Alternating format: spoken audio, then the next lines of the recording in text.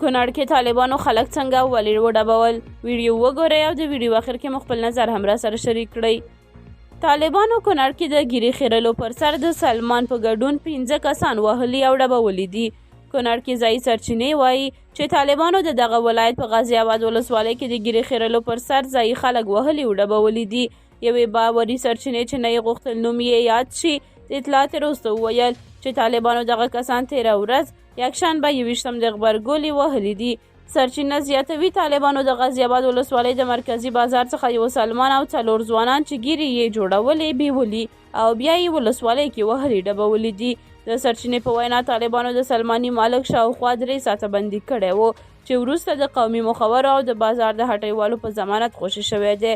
هڅه مو وکړه چې په دې تړاو کونړ کې د طالبانو د سیمه ییزو او یا ولایتي مسؤلینو نظر ولرو، خو له پرله پسې هڅو سره د هغوی د نظر په اخیستلو بریالي نشو.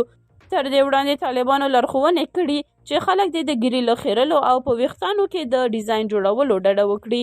واک ته د طالبانو له رسېدو وروسته د هېواد له ګوټ څخه د دغې ډلې له لوري د ګیري د خیرلو پر سر د ګڼو کسانو د وهلو ډبولو راپورونه ورکړل شوي دي.